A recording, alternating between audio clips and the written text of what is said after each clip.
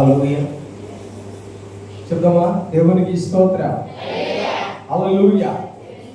Right. ఈ యొక్క సమయంలో ప్రియమైన దేవుని బిడ్డలారా, 136వ కీర్తన గడిచిన వారంలో 13 వరకు జ్ఞాపకం చేసుకున్నాం.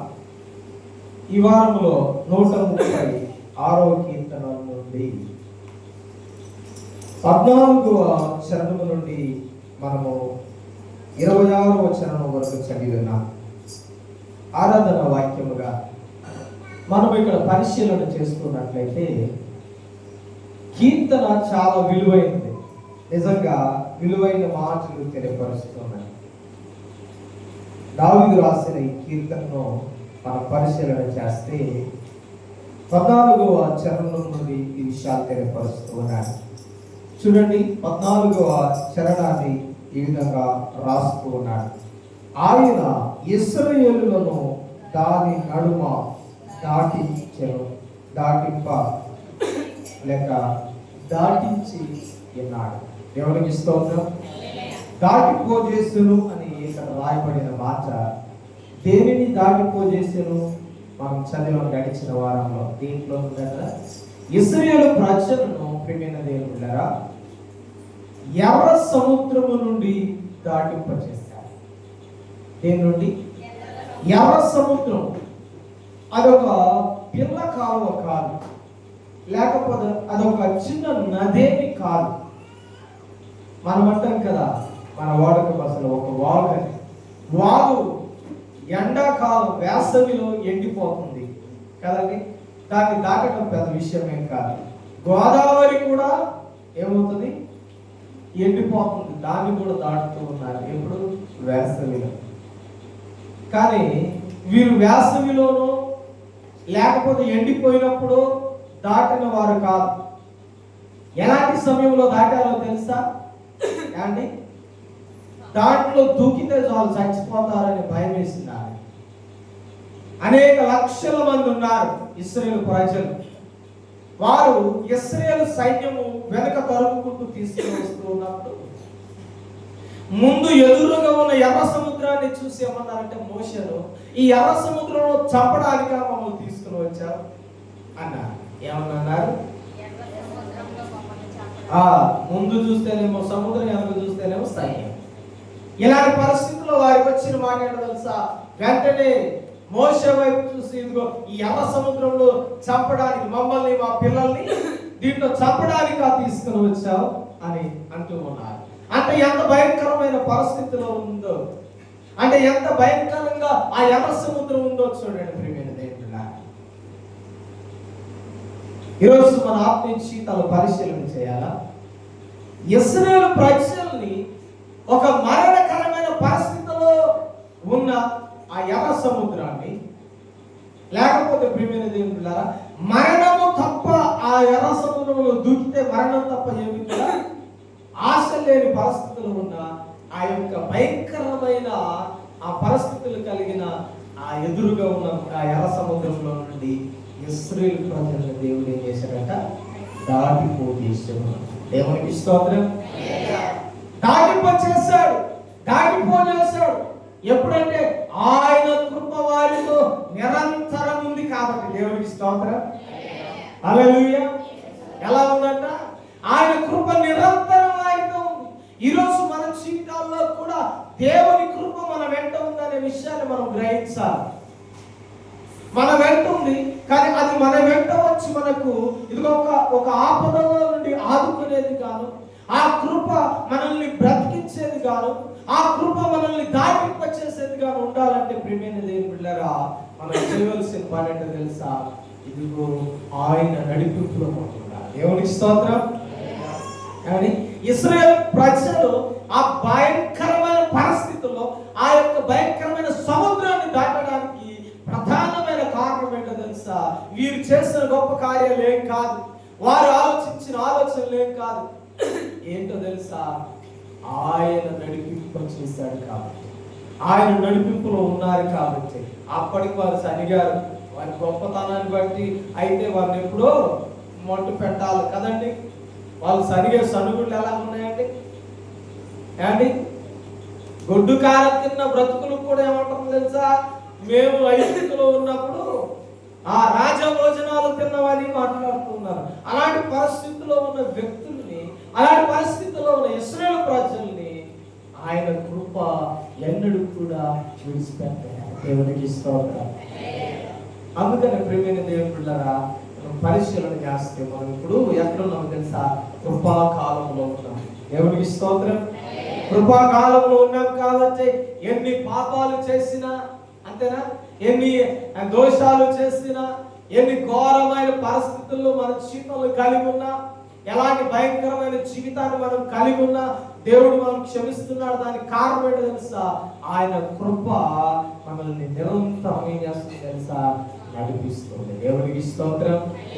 అందుకనే ఇశ్రాయేలు ప్రజలను చూడండి, ఎర్ర సముద్రంలో నుండి వారిని దాటించారు. అందుకనే వారు ఇశ్రాయేలు ప్రజలు ఎర్ర సముద్రంలో నుండి ఏం చేయబడ్డారట, దాటించారు.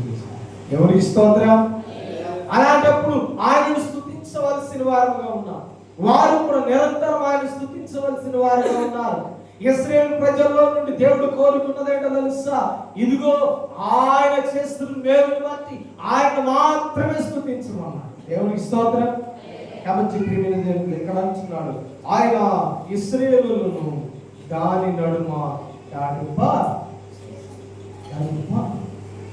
దాటిపోయారు.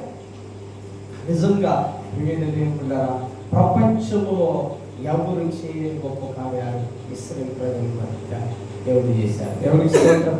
సముద్రం నడుమ దాటారు. ఏదో అంచుకో చివరకో కాదు కదండి, అంచుకో చివరకో కాదు, నడుమ వారు దాటినట్టుగా చూస్తున్నాం. అది ఆరిన నేలపై దాటినట్లుగా చూస్తున్నాం. దేవుడికి స్తోత్రం. ఇంకా మనం ముందుకు వెళ్తూ ఉన్నట్లయితే ఇంకొక మాట, ఫరోను అతని సైన్యమును ఎర్ర సముద్రంలో ఆయన చూడండి. మరి కొంత ముందుకు వెళ్తే ప్రియమైన దేవుని బిడ్డలారా, ఇదిగో దేవుడు మరొక విషయాన్ని తెలియపరుస్తున్నాడు. దేనినైతే దాటారో దాంట్లోనే శత్రు సైన్యం మునిగిపోయింది. దేవునికి స్తోత్రం. అండి ఏం చేశారంటే మునిగిపో చేశారు. దేవునికి మహిమ కలుగుతుంది గాక. హల్లెలూయా. ఒక సండే స్కూల్ కుర్రవాడు ఇలా పాట పాడుతూ ఉన్నాడంట.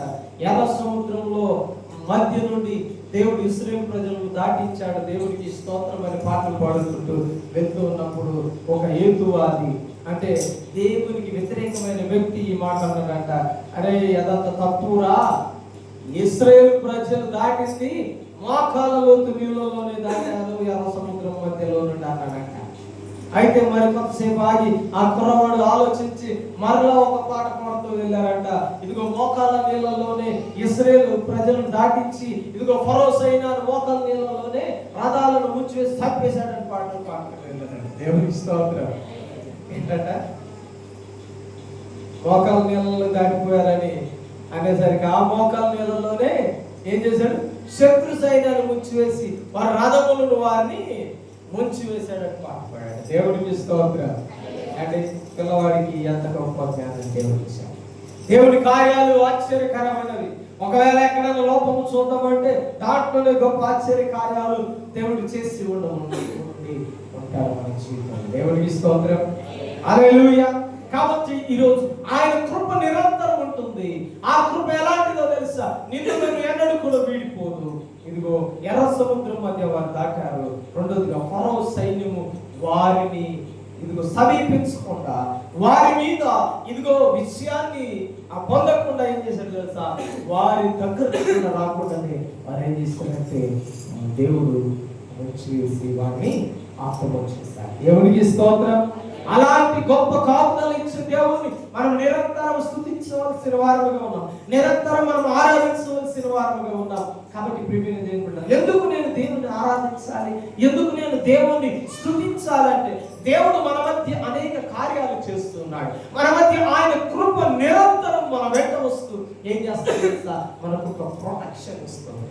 అది మనుషులకు కనపడే ప్రొటెక్షన్, మనుషులు ఊహకు అందనిది. కాబట్టి అలాంటి కాపుదల ఈరోజు నీ జీవితంలో నా జీవితంలో మనం కలిగి ఉన్నాం. కాబట్టి అందుకని అంటున్నాడు, ఎర్ర సముద్రంలో ఫరో సైన్యాన్ని హతమార్చినట్లుగా మనం చూస్తూ ఉన్నాం. అరణ్య మార్గమున ఆయన తన ప్రజలకు తోడుకొని వచ్చారు. ఏం చేశారంటే ప్రజలను తోడుకొని వచ్చారు. అరణ్య మార్గంలో తోడుకొని వచ్చారు. కింద ఇంకా ముందుకు వెళ్తే గొప్ప రాజులను ఆయన హతము చేశారు. ఏం చేశాడండి? గొప్ప గొప్ప రాజులు ఎలాంటి వారండి? తిరుగులేని వారండి, ఓటము చూడని వారండి. అమోరీలలోను, అదే రీతిగా ఎబిసీలోను, అదే రీతిగా ఇదిగా పెరిచీలు, ఇలాగా భయంకరమైన రాజులు ఉన్నారు. మోయాబీలు, ఇలా అనేక మంది రాజులు ఉన్నట్లుగా మనం చూస్తాం. అలాంటి గొప్ప గొప్ప రాజులు ఇక్కడ కింద చూస్తే అమోరీ రాజులను, ఆ బాసాను రాజును, ఇంకా మనం ముందుకు వెళ్తే ప్రేమైన జరుగుతున్నారా, ఇలా అనేక మంది శత్రువులను దేవుడు ఏం చేశాడంటే హతము చేశాడు. రాజులను, గొప్ప రాజులను అంటూ ఉన్నాడు. ఇంకా కిందకు వస్తే ప్రసిద్ధి పొందిన రాజులు ఎలాంటి వారంట? ప్రసిద్ధి కలిగిన రాజులు అండి. వీరు తిరుగులేదన్నమాట. వీరి రాజ్యాలు ఎవరు కూడా ఆక్రమించలేదు. వీరి రాజ్యాల మీదకి ఎవరు రావడానికి కూడా ఆ ధైర్యం చేయట్లేదు. అలాంటి రాజుల మధ్య, సైన్యాల మధ్య దేవుడు ఏం చేశాడు తెలుసా? ఇశ్రాయేలు ప్రజలను నడిపిస్తూ వారి మధ్యలో కూడా వాటిని లేకుండా చేశారు. ఎవరికి? ఇశ్రాయేలు ప్రజలకు. దేవునికి స్తోత్రం. అలాంటి రాజులను కూడా హతమారుస్తూ, అలాంటి రాజుల మధ్య కూడా గొప్ప విషయాన్ని పొందుకుంటూ, ఇదిగో ఎరుకో వంటి గొప్ప గొప్ప ఇదిగో ప్రాకారములు కలిగిన పట్టణాలను స్వాధీనపరుచుకునే ఇదిగో గొప్ప కృపను దేవుడు ఇచ్చాడు. దేనినైతే దేవుడు మాట ఇచ్చాడో ఆ దానిని దేవుడు వారికి అప్పగించినట్లుగా మనం చూస్తున్నాం. దేవునికి స్తోత్రం. హల్లెలూయా. వింటున్నారా నా మాట? జాగ్రత్తగా ఆలోచన చేస్తే గొప్ప రాజులే వీరి మీద గెలవలేకపోయారు. వీరేమి సైన్యం వీరేమి గొప్ప సైన్యం కలిగిన వారేం కాదు. ఇంకా ముందుకు వెళ్తే వీరు ఒక ట్రైనింగ్ పొందిన ఆర్మీ వంటి వారేం కాదు. సైన్యానికి ఒక ప్రత్యేకమైన ట్రైనింగ్ ఉంటుంది కదండి. యుద్ధం ఎలా చేయాలో యుద్ధం నేర్పించి వారిని ఏం చేస్తారంటే యుద్ధానికి పంపుతారు. కానీ ఇశ్రాయేలు ప్రజలలో ఎవరు కూడా కత్తి పట్టిన వారు కాదు. దేవుడే వారికి నేర్పుతూ ఉన్నాడు. ఖడ్గం పట్టడం నేర్పుతున్నాడు, యుద్ధము నేర్పుతున్నాడు.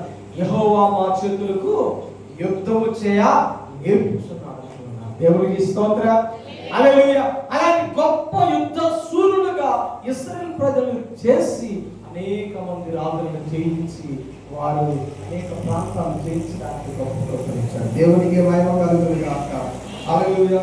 ఇంకా ముందుకు వెళ్తున్నట్లయితే తన సేవకుడైన ఇశ్రాయేలునకు దానిని స్వాస్యముగా లేక సొంతము చేశారు. దేవునికి స్తోత్రం. ఏం చేశారంట? ఎవరికైతే వాగ్దానం చేశారో వారికి దేవుడు ఏం చేశారంట? ఆ యొక్క దేశాలను, ఆ స్థలాన్ని స్వాధీనపరిచాడు. దేవునికి స్తోత్రం. ఇంకా ముందుకు వెళ్తున్నట్లయితే మనము దీన దశలో ఉన్నప్పుడు ఆయన మనలను జ్ఞాపకము చేసుకొనేను. దేవునికి స్తోత్రం. హల్లెలూయా. చెప్తున్నారా ఈ మాట? మీకెవరైనా చెప్పారా ఈ మాట? అండి, నీవు దీన దశలో ఉన్నప్పుడు దేవుడు ఏం చేస్తున్నాడు? నిన్ను జ్ఞాపకం చేసుకుంటున్నాడు. నువ్వు దీన దశలో ఉంటే నేను ఎవరు జ్ఞాపకం చేసుకుంటున్నాడు? అండి, ఏమీ లేని వాడిగా, ఒక పికారి వాడిగా ఉంటే నిన్ను ఎవరైనా పట్టించుకుంటారా? ఏంటి, నీ దగ్గరకు వస్తారా? చుట్టబంధువులు ఎవరైనా వస్తారా? ఏంటి, నేను పిలవడానికి అని ఇష్టపడతారా? పోయి నీ దగ్గర రాకపోయారు, పాపం ఏమీ లేనివాడు కదా, మన దగ్గరకు వస్తే బాగుంటుందేమో అని నిన్ను ఎవరైనా పిలుస్తారా? పిలవరు, నీ దగ్గరికి రారు. చూడండి, అలాంటి పరిస్థితుల్లో లోకం ఉంటూ ఉన్నది. అయినప్పటికీ అలాంటి పరిస్థితుల్లో నేనేం చేస్తాను తెలుసా? దేవుడి దీన దశలో ఉన్న వారిని లేవనెత్తుతున్నాడు. దేవునికి స్తోత్రం. లేవనెత్తడమే కాదు, ప్రతి క్షణం జ్ఞాపకం చేసుకుంటూ ఉన్నాడు. హల్లెలూయా. ఈరోజు మన ఆత్మీయ జీవితాల్లో దేవుడు ఏ దీన దశలో ఉన్నావు, ఎలాంటి దీన దశలో ఉన్నావు ఒకసారి పరిశీలన చేసుకోవాలి. ఈ ఆత్మీయ జీవితాన్ని పరిశీలన చేసుకోవాలి, సరి చేసుకోవాలి. నీ జీవితాన్ని నువ్వు దీనత్వంలో ఉంటే కష్టంగా దేవుడు నీ వైపు చూస్తూ ఉన్నాడు. అర్థమవుతుందా? కాబట్టి ముందుకు వెళ్తూ ఉన్నట్లయితే ప్రియమైన దేవుని పిల్లరా ఇంకా మాట్లాడుతున్నాడు, మన శత్రువుల చేతిలో నుండి ఆయన మనలను విడిపించను, ఆయన కృప నిరంతరము, సమస్త జీవులకు ఆయన ఆహారం ఇచ్చుచున్నాడు, ఆకాశమందుండు దేవునికి కృతజ్ఞతాస్తుతులు చెల్లించుడి. చూడండి, చివరిగా మాట్లాడుతున్న మాట ఏంటంటే, దీన దశలో ఉన్న మన జీవితంలోకి ఆయన ఏం చేస్తున్నాడు తెలుసా? మన మన స్థితిని చూసి మన మీదకు వస్తున్న శత్రువులను ఏం చేస్తున్నాడంటే ఆయన ఇదిగో అటమార్చి మనల్ని విడిపించి, ఇదిగో మనకు లేని పరిస్థితి, మనకు కావలసిన ఆహారాన్ని ఆయన ఏం చేస్తున్నాడంట దయచేస్తూ ఉన్నాడు, ఇస్తూ ఉన్నాడు. అందుకనే నిరంతరం ఆయన ఏం చేయాలా? మనం స్తుతించబడులమయ్యాం. దేవునికి స్తోత్రం. కృతజ్ఞతాస్తుతులు చెల్లించాలి. కృతజ్ఞత కలిగి మనము మన జీవితాన్ని దేవునికి అప్పగించుకున్నట్లయితే మన జీవితాన్ని దేవుడు ఖచ్చితంగా ఏం చేస్తాడు? దీన దశలో నుండి ఉన్నత దశలోకి మనల్ని నడిపిస్తాడు. కాబట్టి ఈ యొక్క ఉదయకాల సమయంలో ఆయనను స్తుతించడం, ఆయన ఆరాధించడం మనం నేర్చుకోవాలి. మరి ఎక్కువగా ఆయనను స్తుతించగలిగి, కొనియాడగలిగి మన యొక్క జీవితం అప్పగించగలిగితే బాగుంటుంది. కాబట్టి ప్రతి క్షణం ఆయనను స్తుతించాలి. ఎందుకు తెలుసా? ఆయన కృప నిరంతరము ఉంటుంది. కాబట్టి అట్టి కృప మనందరి జీవితంలో కలిగి ఉండదుగాక. అందరూ మొక్కుదామా? అందరూ మొక్కుదాం, ఆరాధిద్దాం. ఈ సమయంలో ఆయన హృదయాలను తెరిచి ఆయన కబలించుకోవడానికి ప్రయత్నించాక ఒకసారి స్తోత్రాలు చెల్లిస్తూ, ఆయన స్తుతిస్తూ, ఆయన కొనియాడుతూ ఆయన హృదయాలలో